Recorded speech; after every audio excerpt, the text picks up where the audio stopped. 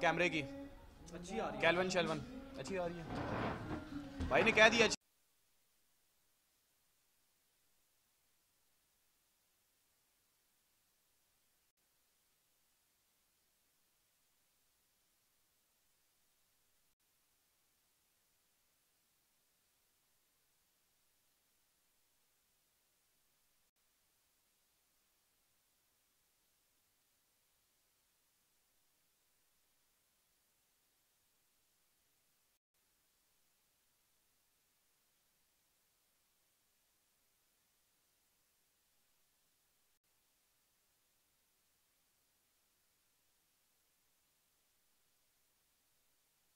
आवाज़ ठीक है मेरे ख्याल। शुरू करें जी। जी जी बिस्मिल्लाहिर्रहमानिर्रहीम। अस्सलाम वालेकुम। सबका बहुत बहुत शुक्रिया। इस प्रेस कॉन्फ्रेंस दो तीन जो मेन सब्जेक्ट्स हैं उस पर मैं बात करूंगा। एक तो उस हवाले से एक आर्टिकल मेरा एक दो दिन पहले आया था जिसका उन्वान था where is the date report. ये अगर इसको कवर कर लें, where is the date report, और इसी से मैं शुरू करूंगा, फिर सियासी बातों पर भी आऊँगा। और ये भी सियासत से ताल्लुक़ है इसका, क्योंकि आपको याद है कि इमरान खान साहब वज़ीर आज़म बनने से पहले कर्ज़ों के हवाले से बहुत शोर मचाते थे और तनकीद का निशाना बनाते थे कि 2008 से लेकर 2018 तक जो पीपल्स पार्टी की हुकूमत थी और PMLN की हुकूमत थी, उन्होंने कर्ज से कितने बेइंतहा लिए और उसको वो तमाम कहते थे कि ये करप्शन और खा के लूट गए। और वही थिंकिंग थी उनकी, और उसी की बुनियाद पर उन्होंने हुकूमत में आने के बाद वही मंत्रा जारी रखा कि जी कर्जे बड़े लिए और कर्जे बड़े लिए और मैं इनको नहीं छोड़ूंगा। यही सबके सामने कहा था। और फिर वो जो इलेक्शन की कमिटमेंट थी उसको उन्होंने पूरा भी किया, पूरा उस हद तक किया कि एक कमीशन अपॉइंट कर दिया जून 2019 में, जिसका नाम था date commission report, date commission.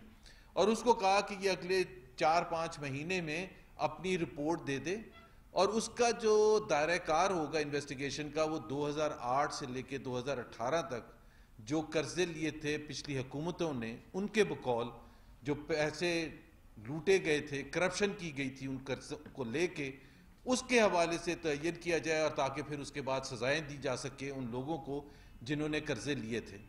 हमारा मौक़िफ़ हमेशा से एक मुख्तलिफ था कि ये कर्जे जो PMLN की हुकूमत ने लिए हैं उसका एक तो टोटल कर्जे 10,500 अरब हैं पूरे 5 साल में, और वो तमाम के तमाम जो हैं वो कहाँ खर्चे हुए हैं वो भी हमारे पास हिसाब किताब था। लेकिन इस रिपोर्ट, इस आर्टिकल में मैंने ये भी बताने की कोशिश की है वज़ीर आज़म साहब कर्जे लिए क्यों जाते हैं। और ये बड़ी बुनियादी चीज़ है कि आपने डेट कमीशन रिपोर्ट तो बना दी थी, कर्जे इसलिए लिए जाते हैं, उसकी सबसे बड़ी वजह ये होती है कि अखराजात में और आपके जो रेवेन्यूज़ में जो गैप होता है, जितना गैप होगा उतने आप कर्जे लेंगे। 3 साल जो अभी ये मुकम्मल होंगे जून में, ये मैंने वज़ीर आज़म साहब को इस रिपोर्ट में बताया है कि 3 साल में जो आपका गैप है, जिसको फिस्कल डेफिसिट कहते हैं, वो पाकिस्तान की तारीख में कभी इतना ज़्यादा नहीं था। 10,690 अरब रुपए आपका गैप था आपके अखराजात में और आपके टैक्स महसूलात में। तो जाहिर है आप गैप जो है वो कहाँ से पूरा करेंगे? आप उधार लेंगे, कर्जे लेंगे। और इस 10,700 अरब के मुकाबले में 3 साल जो PMLN के थे उसमें 4,100 था पहले 3 साल में। तो जाहिर सी बात है हमें कर्जे कम लेने पड़े थे। और इसी वजह से 2.5 साल के बाद PTI की हुकूमत ने 5 साल में जो PMLN की हुकूमत ने कर्जे लिए थे उससे ज्यादा लिए, क्योंकि उनका गैप ज्यादा, फिस्कल डेफिसिट ज्यादा है। बड़ा सिंपल सी बात है।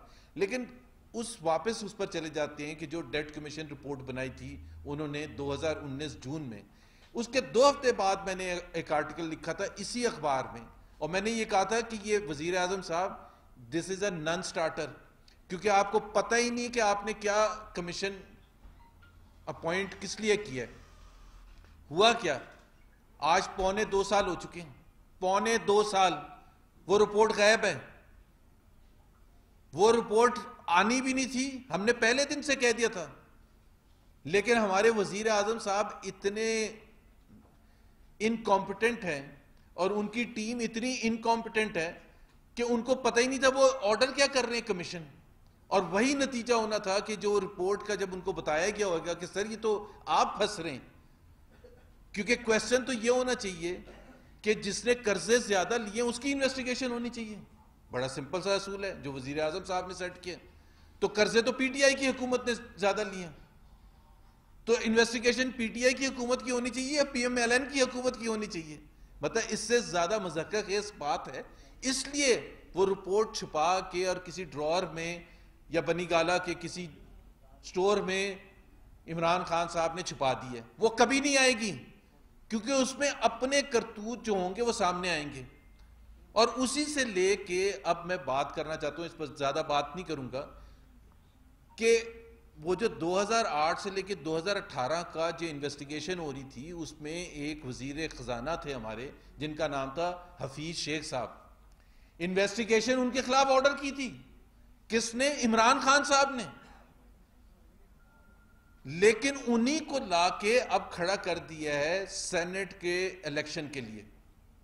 میں حفیظ شیخ صاحب کے حوالے سے 2-4 باتیں کہنا چاہوں گا, اور خاص طور پر یہ میری اپیل ہوگی ان نظریاتی پی ٹی آئی کے کارکنوں سے, ایم این اے سے, جن کو یہ ووٹ کا موقع مل رہا ہے کہ وہ حفیظ شیخ کو ووٹ دے کے نظریاتی سیاست جو پی ٹی آئی کی ہے اس کو دفن کرنا چاہتے ہیں یا اس کو دوبارہ سے فعال کرنا چاہتے ہیں.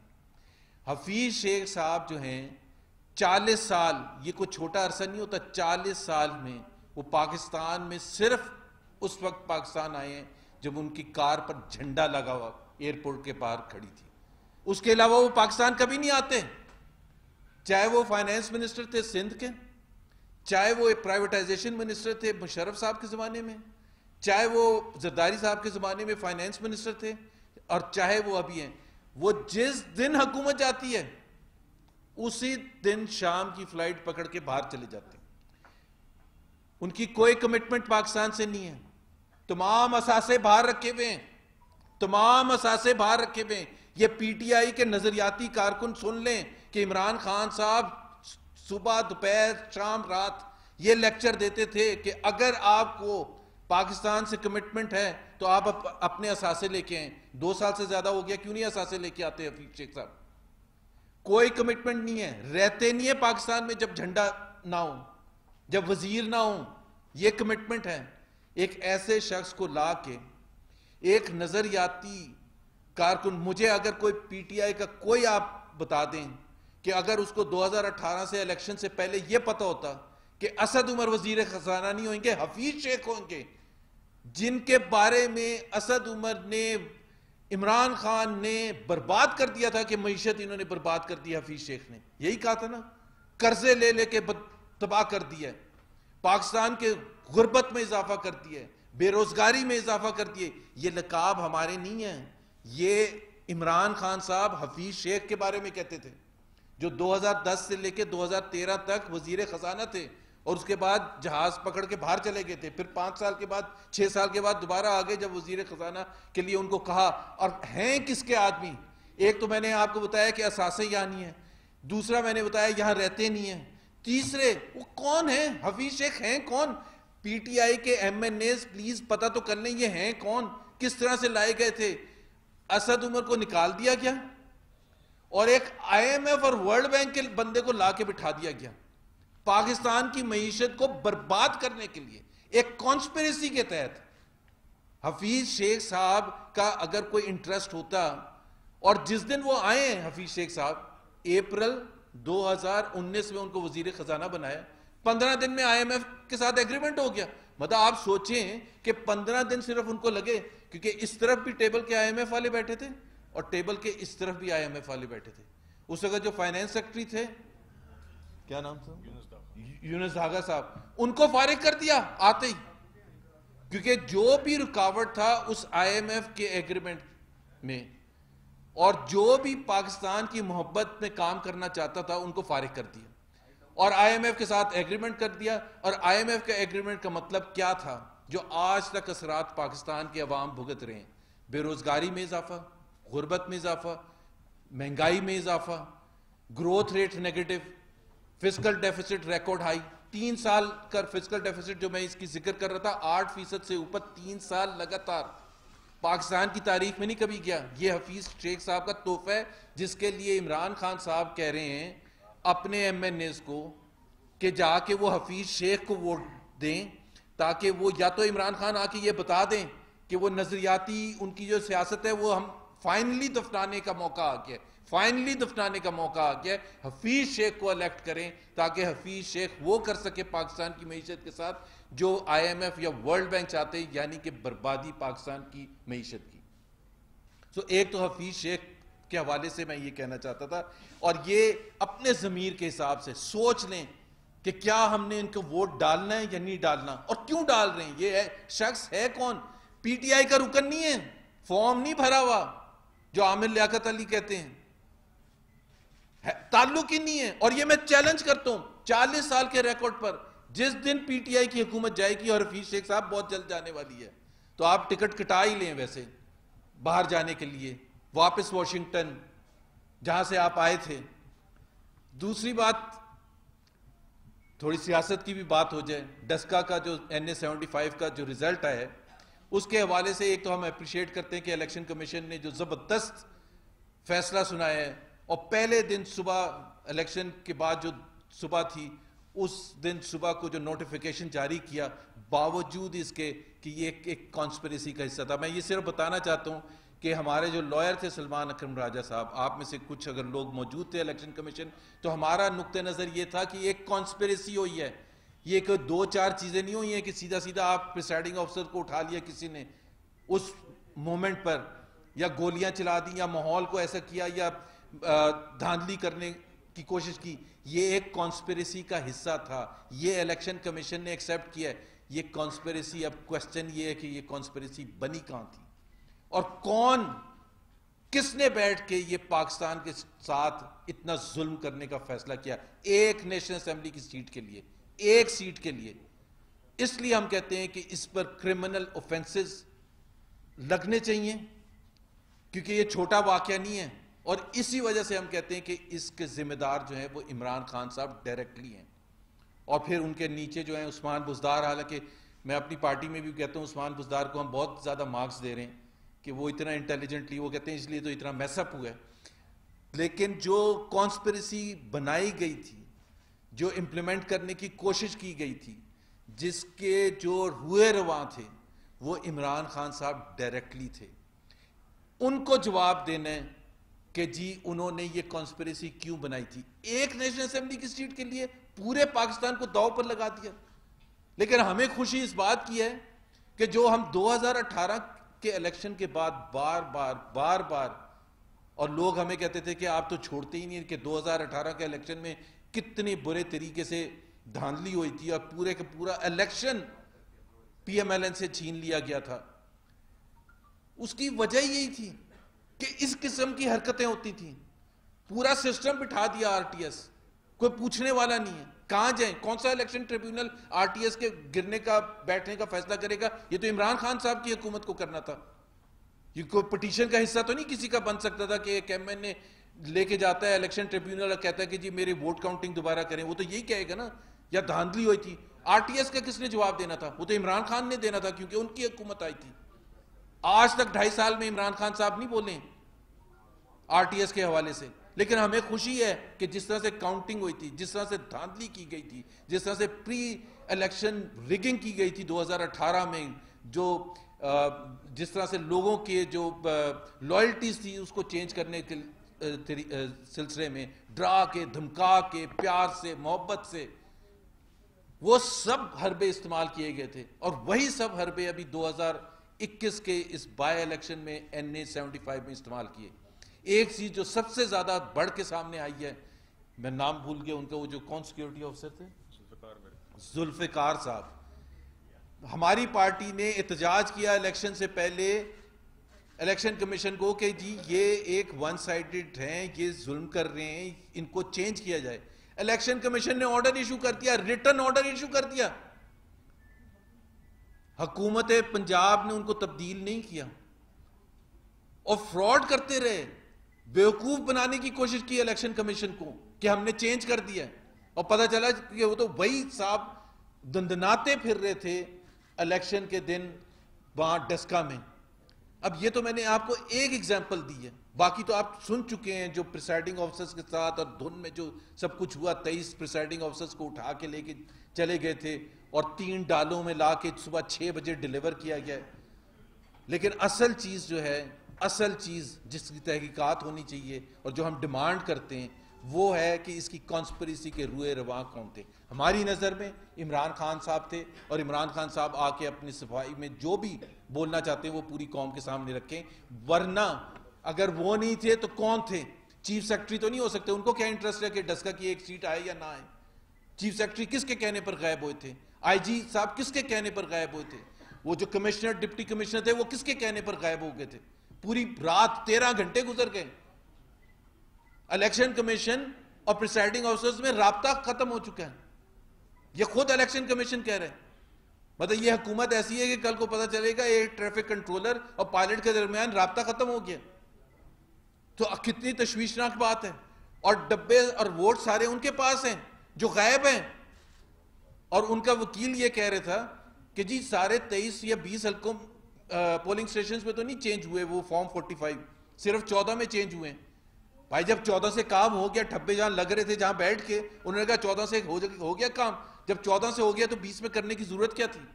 مطلب تھوڑا سا کامن سینس تو میرا خیال ہے ان میں بھی ہے.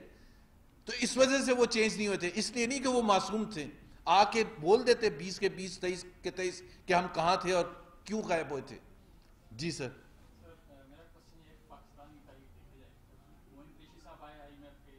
جی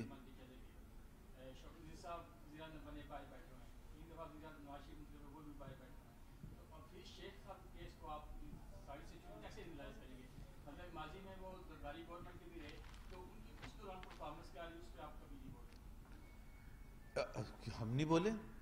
پی ایم ایل این کی آپ الیکشن کیمپین 2013 سے پہلے اٹھا لیں, یہ 2010 سے لے کے 2013 تک ہم ہمیشہ کرٹیکل رہے ہیں. ہم نے ہمیشہ کہا ہے کہ جی معیشت جہاں سے ہمیں ملی تھی, لیکن کویسچن اس وقت وہ نہیں ہے کہ اس وقت معیشت 2010 سے 2013 تک انہوں نے کیسے چلائی تھی. ہم تو عمران خان کے وہ نمائندے ہیں. وزیر خزانہ جو ہوتے ہیں وہ پورے پاکستان کے سب سے امپورٹنٹ وزیر ہوتے ہیں, ان کے اوپر 22 کروڑ عوام کا انحصار ہے. تو یہ کوئی چھوٹا الیکشن نہیں ہونے جا رہا. ان کو ووٹ دینے کا مطلب یہ ہوئے گا 22 کروڑ عوام کی روزی روٹی, ان کی غربت, ان کی تمام چیزیں آپ نے ایک شخص کے ہاتھ میں پکڑا دی ہیں جس کا پاکستان سے کوئی انٹرسٹ نہیں ہے. معین قریشی صاحب کا آپ نے بات صحیح کی تھی, وہ بھی ورلڈ بینک سے آئے تھے, لیکن وہ آئے تھے 3 مہینے کے لیے پھر چلے گئے تھے, اس لیے وہ اتنے بحث کا حصہ نہیں بنتے. اور میاں نواز شریف کا آپ ان سے حفیظ شیخ صاحب سے کمپیرزن نہ کریں.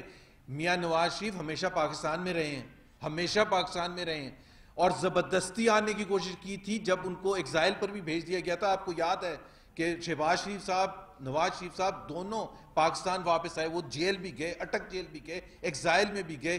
آج اگر وہ باہر بیٹھے ہوئے ہیں اس وجہ سے کہ انصاف کے تقاضے یہاں پورے نہیں ہو رہے. جس دن ہوں گے میاں نواز شریف یہاں ہوں گے. اور دوسری بات ہے حفیظ شیخ صاحب کیوں باہر جاتے ہیں, ان کے اوپر کون سا کیس ہے؟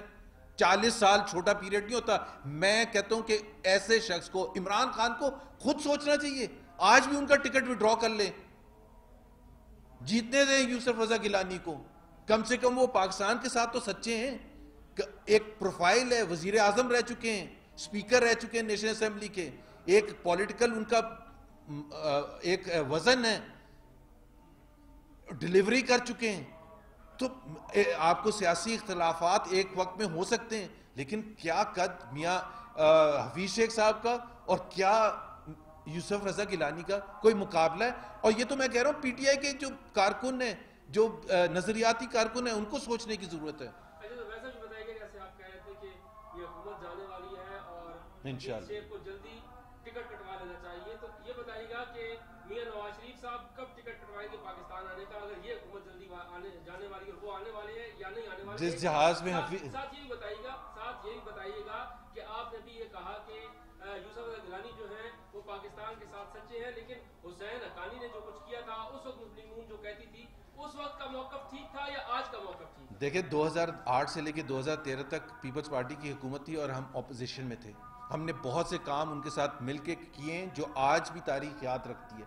18ویں ترمیم جو ہے وہ پاکستان کے لیے بہت زبردست ایک تحفہ تھا. جب یوسف رضا گیلانی وزیر اعظم تھے, N F C award 7th NFC award, آج سارے کے سارے پروونسز آپس میں لڑ رہے ہوتے اگر وہ نہ ہوتا. سیاسی اختلافات ایک چیز ہوتی ہے. آج بھی اگر پیپلز پارٹی کی حکومت ہم جب PMLN کی ہماری حکومت تھی تو پیپلز پارٹی ہماری اپوزیشن تھی, لیکن ایک ہم یہاں جو بات کر رہے ہیں ایک 1-on-1 کانٹیسٹ ہو رہا ہے, یوسف رضا گیلانی ورسز حفیظ شیخ. آپ خود بتا دیں کہ ایک حفیظ شیخ جو پاکستان سے جس کی کوئی کمٹمنٹ ہی نہیں ہے, کیا اس کو ووٹ ڈالنا چاہیے؟ آپ ڈالیں گے ووٹ جب پتہ ہے کہ آپ ٹکٹ کٹانے کی بات کر رہے ہیں اور یہ آپ سچ بات کر رہے ہیں؟ آپ کو بھی پتا 40 سال کی تاریخ ہے یہ میں اور 40 سال سے بھی زیادہ 1977 میرا 43 ایئرز ہو چکے ہیں. ڈاکٹر اشفاق ہے نا, ڈاکٹر اشفاق ان کے کلاس فیلو تھے, ان سے پوچھ لیں ان کی تاریخ. لیکن اس وقت جب آپ یوسف رضا گیلانی کی حمایت کر رہے تھے تب وزیر خزانہ تو حفیظ شیخ ہی تھے, وہ بھی تو یوسف رضا گیلانی کی دور حکومت میں آئے تھے. میں تو بات ایک کر رہا ہوں کہ آج آپ ان کو آئندہ کے لیے انتخاب کر رہے ہیں. ان کا مقابلہ ہو رہا ہے یوسف رضا گیلانی سے. PTI کے بقول انہوں نے معیشت کو تباہ برباد کیا تھا, قرضے لیے تھے, سب کچھ تباہ کر کے چلے گئے تھے.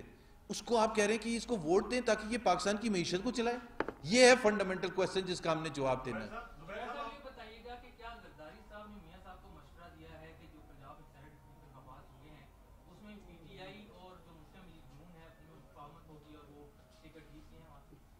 میرا خیال ہے اس میں دو رائے ہو سکتی ہیں.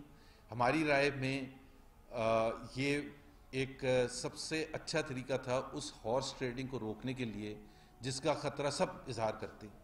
3 سیٹیں آنی تھی جنرل PMLN کی, 4 سیٹیں آنی تھی PTI کی اگر ہارس ٹریڈنگ نہ ہوتی. تو اس حوالے سے اگر اس طرح سے دیکھیں تو ایک ہمارا اوپینین یہ تھا کہ یہ ایک صحیح طریقہ ہے جس میں کسی کو کوئی موقع نہیں ملے گا کوئی پیسے کا اور وہ تمام لالچ کا اور وہ تمام چیزیں. حالانکہ PMLN کا ریکارڈ زبردست ہے. PMLN کا آپ کبھی اٹھا کے پچھلا سینٹ کا الیکشن ہوا تھا, کوئی ایک کسی نے انگلی نہیں اٹھائی تھی کہ PMLN کا کوئی سینیٹر منتخب ہوا ہے یا نہیں منتخب ہوا ہے یا MPAs نے جا کے غلط طریقے سے ووٹ ڈالا ہے. پنجاب اسمبلی کا آپ ریکارڈ اٹھا کے دیکھ لیں, 2015 کا, 2018 کا, 2012 کا, 2009 کا, جب بھی الیکشن PMLN نے یہ کام نہیں کیے ہیں. یہ کام کیے ہیں PTI نے, جس کی ویڈیو خود عمران خان صاحب, اور یہ میں بار بار کہتا ہوں, وہ جو ویڈیو سکینڈل آیا جس میں وہ نوٹ گنتے ہوئے دکھایا گیا اور بہت سے MPAs وغیرہ وہاں موجود تھے, اس کا ایک چشمدید گواہ ہے پورے پاکستان میں, اور وہ ہیں عمران خان صاحب, اور کسی نے نہیں کلیم کیا. 2018 میں انہوں نے کہا کہ میں آپ آئیں میں دکھاؤں گا نوٹ کیسے کاؤنٹ ہو رہے تھے, صرف عمران خان صاحب نے کہا ہے. اس لیے ہم کہہ رہے تھے کہ سپریم کورٹ کے ججز کو چاہیے تھا جب وہ ڈیبیٹ کر رہے تھے کہ وہ کہتے ہیں عمران خان صاحب آپ آئیں, آپ آ کے جواب تو دیں, آپ کو کون ویڈیو لے کے آیا تھا, آپ نے کیا دیکھا تھا, پھر وہ ویڈیو کہاں غائب ہو گیا. آپ تو وزیر اعظم بھی بن گئے تھے, آپ کو موقع بھی ملا تھا, آپ نے کمٹمنٹ بھی کی تھی کہ میں آ کے یہ نہیں چھوڑوں گا, اور پھر ایک وہاں شخص ایک بیٹھا ہوئے جو آپ کی پارٹی سے تعلق نہیں رکھتا تھا, جو اس کے بعد اس ویڈیو سکینڈل جو عمران خان صاحب نے دیکھی تھی اور اس شخص کو دیکھا تھا, اس کو ٹکٹ, اس کو PTI میں شامل کیا, وہ دوپٹہ پہنایا, PTI کا ٹکٹ دیا, وزیر قانون بنایا. 2.5 سال تک جواب عمران خان صاحب کو دینا ہے اس ویڈیو سکینڈل کا, اور کسی کو نہیں دینا.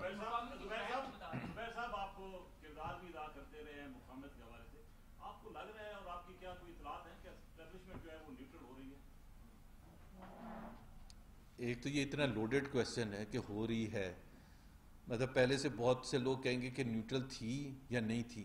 بات یہ ہے کہ ہم نے ہمیشہ ایک چیز کہی ہے, بڑی سمپل سی بات کی ہے کہ ایک آئین ہے پاکستان کا, ایک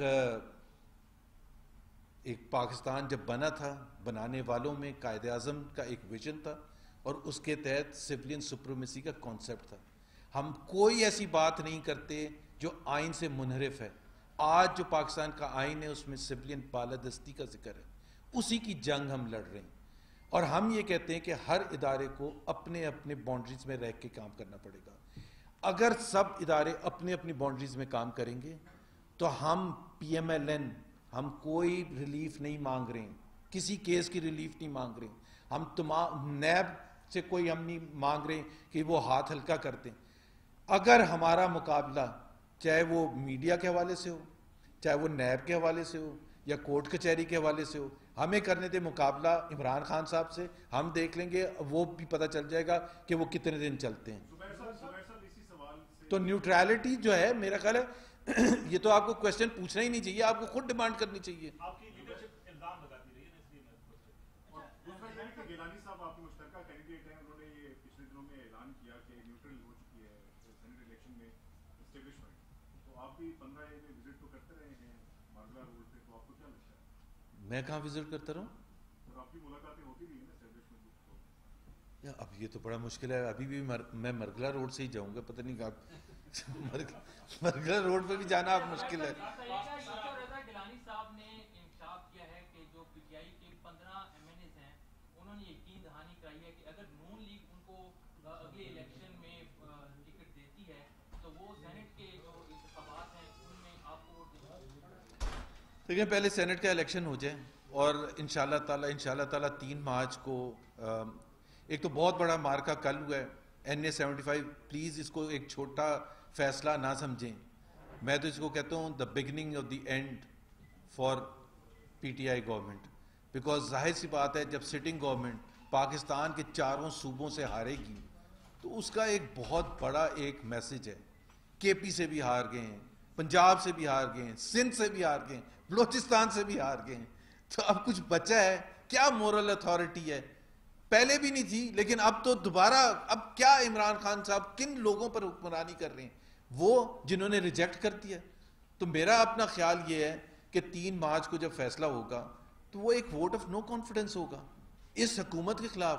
اور آپ کو بھی پتہ ہے کہ کس طرح سے سارے حکومتی, اور ان کا رائٹ بھی ہے, وہ اتر آئے ہیں حفیظ شیخ کو جتوانے کے لیے. لیکن آج کے بعد میرا خیال ہے جو ان کے جو نظریاتی ایم این ایز ہیں عامر لیاقت علی کی طرح, اور دوسرے جو ایم این ایز ہیں, عامر لیاقت نے تو بہت دیر میں جوائن کیا تھا, بہت سے جو درجنوں ممبرز ہیں جو 10 سال 15 سال پی ٹی آئی کے ساتھ رہے ہیں, ان کو خود کویسچن کرنا چاہیے کہ حفیظ شیخ ہے کون, یہ کہاں سے لا کے بٹھا دیا گیا ہے, کون سی کنسپریسی کے تحت کیا ہے, اور جو پاکستان کی معیشت کا بیڑا غرق ہوا ہے پچھلے 2, 2.5, 3 سال میں, وہ سب کے سامنے ہے. غربت میں کتنا اضافہ ہو گیا, بے روزگاری میں کتنا اضافہ ہو گیا, مہنگائی میں کتنا اضافہ ہو گیا, قرضوں میں کتنا اضافہ ہو گیا, کتنے سکیمز آئے ہیں, کتنی کرپشن ہو گئی ہے. وہ تمام کی رسپانسبلٹی سب سے زیادہ عمران خان اور اس کے بعد وزیر خزانہ ان کے ہیں. جی نہیں کرنی چاہیے.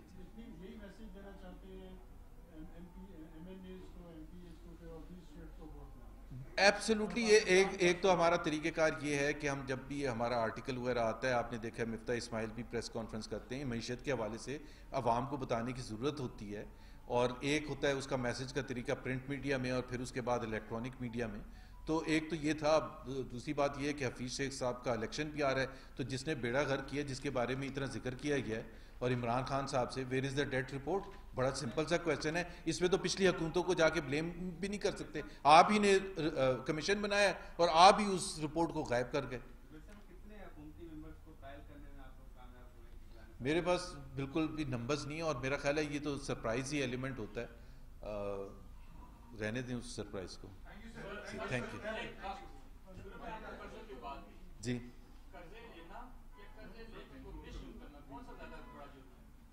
قرضے لینا, میں نے یہ جو آرٹیکل میں لکھا ہے, تو قرضے بنیادی وجہ کیا ہوتی ہے؟ بنیادی وجہ میں نے بتا دی ہے کہ یہ ہوتی ہے کہ آپ کے جب محصولات میں اور ایکسپینڈیچر میں جو ڈفرنس ہوتا ہے, اس لیے آپ قرضے لیتے ہیں.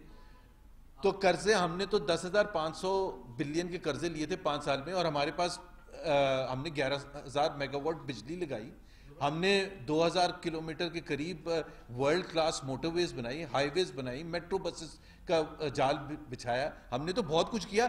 انہوں نے اس سے زیادہ جو قرضے 5 سال میں جتنے ہم نے لیے تھے اس سے زیادہ لے کے کیا. مجھے ایک بتا دیں, وہ جو پشاور میٹرو ہے وہ جو اس سے پہلے شروع ہوئی تھی, اس کے بھی قرضے پہلے لیے تھے کے پی حکومت نے, یا جو بھی تھا. مطلب ایک وہ ہے دکھانے کے لیے. کراچی کا گرین لائن پروجیکٹ کہاں ہے, کراچی کا پانی کا منصوبہ کہاں ہے, جہاں ہم 80-90% کمپلیٹ کر کے گئے تھے, وہیں کے وہیں پڑے ہوئے ہیں.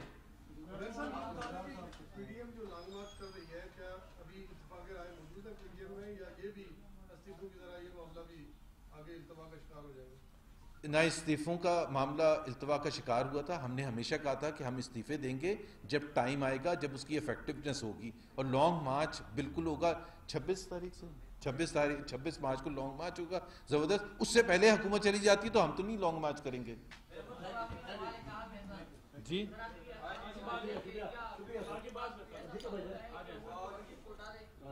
पता नहीं क्या, मुझे समझ नहीं आ रहा। हाँ जी,